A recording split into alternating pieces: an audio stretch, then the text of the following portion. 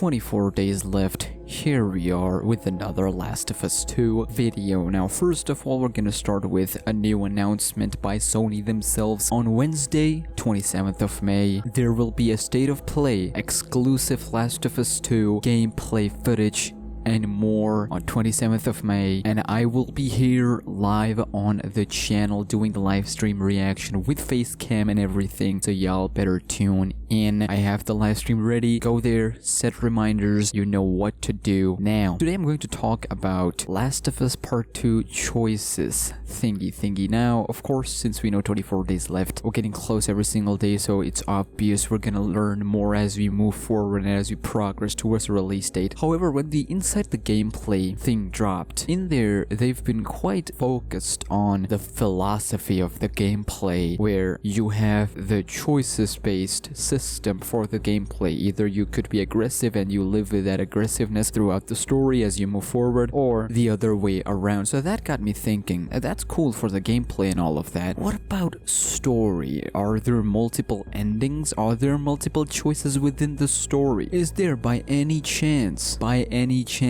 a choices-based system, even a little bit, even just two for the game? And that got me thinking for a lot of stuff. Now, we're gonna talk about specifically endings, because endings is where usually people will get away and developers would get away with the endings and multiple endings. I've seen all the leaks, I've read all the leaks, supposed leaks, I've covered every ending that is out there by the leakers, quote unquote. I've covered everything, and each ending is different from another. There's not one solid ending that people are reporting over and over again, because you know, you have Fireflies and Aaron and Dina's baby and all of that. Spoilers, by the way, I should have said that in the beginning. But you have these reports and leaks, quote unquote, that people are constantly reposting and claiming a different version, but at the end of the day, they line and connects with the same point. It is the same point that people are repeating over and over again. But for the ending, it's different. Some people say the ending happens in, spoilers alert by the way, in a flashback or a vision with Joel, with guitar scenes, since guitar is important for the story. Some people say it's Abby killing Ellie, and that's about it. It's the cycle of violence that ends the game, which would be literally the worst ending of all time. Number 3, you have people saying that Ellie kills Abby and the sun rises, cycle of revenge and violence continues. You have the credits. Then there's another ending where Ellie makes a deal with Fireflies, and through Fireflies' help, she kills Abby, and now she's going to Fireflies either to find the truth, for the surgery and all of that, which is most plausible in case of a good story. If there is anything that could save, it's the Fireflies. Can you imagine how ironic is this? Fireflies can save this story. Anyways, what I'm trying to say here, I think in Batman Arkham Knight, there was a mission with Ra's al Ghul. Because Batman Arkham stories are super linear. They're specifically tight, very careful thought and writing has been put into it. You don't want to mess that part up with choices. I mean, choices makes it cool, makes it replayable, but a game that has a lot of gameplay into it, it's gonna be hard to push it out for the choices-based system. So I remember in Arkham Knight, I think in that Ra's al Ghul or Ra's al Ghul mission, you had a choice to save him or something like that. I don't quite remember. But that point, and there are some other AAA games who've tried this in their sequel or a trilogy or something like that. And from that point onwards, I always thought that it never hurts to add a stuff like this. It never hurts for a huge franchise to add a little bit of non-linear story. Because Last of Us is a linear story, choices just doesn't work in Last of Us franchise. However, for The Last of Us Part 2, there can be an exception. Ending can have exceptions. Dina and Ellie and all of that stuff. It won't have an exception if there is a plan for The Last of Us Part 3, but overall, it's highly possible that one or two specific choices, one or two specific missions can have choices. Now, why do I believe that? Inside the gameplay, they said specifically that there will be missions and sequences, scripted sequences, just like those Batman Arkham.